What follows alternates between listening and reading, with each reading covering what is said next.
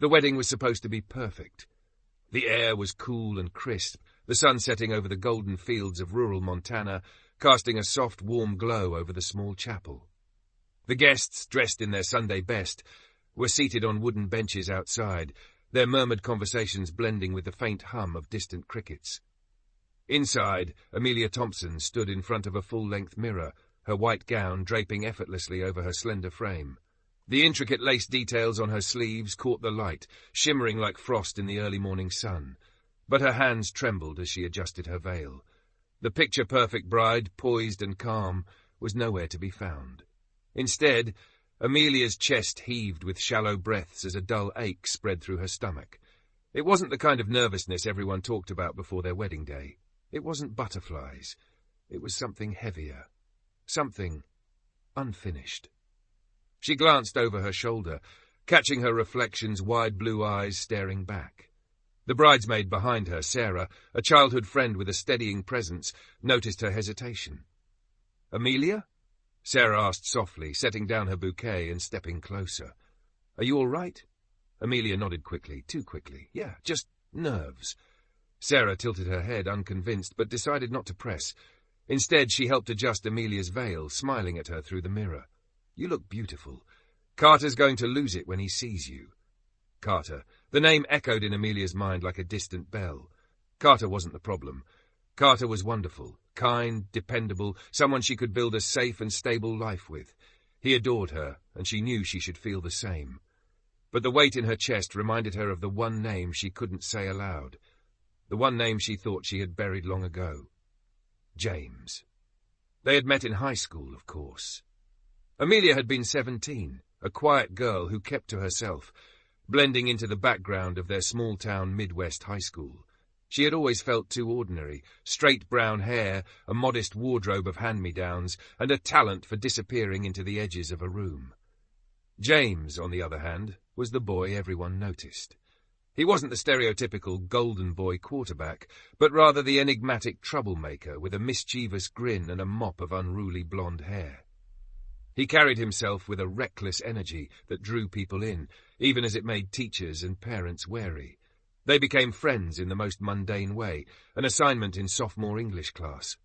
Paired together for a project on The Great Gatsby, James had shown up late, grinning apologetically, and slumped into the chair next to her. "You're the smart one, right?" he'd teased, his green eyes sparkling. "Guess I lucked out." Amelia had rolled her eyes, but couldn't stop herself from smiling. She wasn't used to boys like James talking to her, let alone teasing her in that easy, charming way. Over time, their friendship grew in stolen moments, long phone calls about nothing and everything, late-night drives to nowhere, and hours spent in his parents' abandoned barn, where he'd play her songs on his beat-up acoustic guitar. James was the first person who ever made her feel seen. She loved the way he looked at her, like she was the most fascinating thing in the world. But James was also reckless. He skipped school, got into fights, and carried a chip on his shoulder from years of being told he wouldn't amount to much. Amelia, desperate to keep him close, tried to fix him, to be the steady presence he needed. But even as her feelings for him deepened, James seemed to pull away, as if he was afraid of ruining her.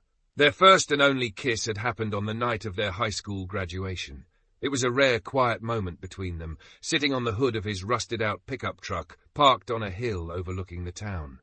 The stars above seemed impossibly close, twinkling like tiny diamonds. "I'm leaving," James had said suddenly, breaking the silence. "Tomorrow." Amelia's heart dropped. "What do you mean?" "I can't stay here," he said, running a hand through his hair. "This town, this life. It's not for me." "What about me?" The words slipped out before she could stop them, her voice barely above a whisper. James had looked at her then, his expression softening. "You're going to do great things, Amelia. You're going to go to college, find someone who can give you the life you deserve." Tears blurred her vision. "But I don't want someone else. I want you." For the first time, James didn't have a comeback. Instead, he leaned in, brushing his lips against hers. It was a tentative, fleeting kiss, but it held everything they couldn't say to each other. When he pulled away, his forehead rested against hers, and for a moment it felt like the world had stopped. But by morning, he was gone. Years passed, and Amelia moved on, or so she told herself. She went to college, started a career as a graphic designer, and met Carter at a mutual friend's party. Carter was everything James wasn't: steady, reliable, and eager to build a future together. When he proposed after 2 years of dating, Amelia said yes. It was the right thing to do, she told herself. The safe thing. But as she stood in the bridal suite, staring at her reflection, the weight of all her unsaid words threatened to crush her. She thought she'd buried her feelings for James, but now, on what was supposed to be the happiest day of her life, she realized the truth. She had never let him go. The chapel doors opened, and the soft hum of music filled the air. Carter stood at the altar, his smile radiant as he watched Amelia walk toward him. But as she made her way down the aisle, her steps faltered. In the back row, hidden among the guests, was a familiar figure, James. He was older now, his boyish features sharpened by time, but the same mischievous glint sparkled in his green eyes. He hadn't been invited, of course, but somehow he was here. And as their eyes locked, Amelia felt her heart lurch. Her legs carried her forward, but her mind raced. She thought of the life she had planned with Carter, the home they would build, the family they would start. It was a good life, a safe life. But was it the life she wanted? When she reached the altar, Carter took her hands, his smile unwavering. "You look beautiful," he whispered.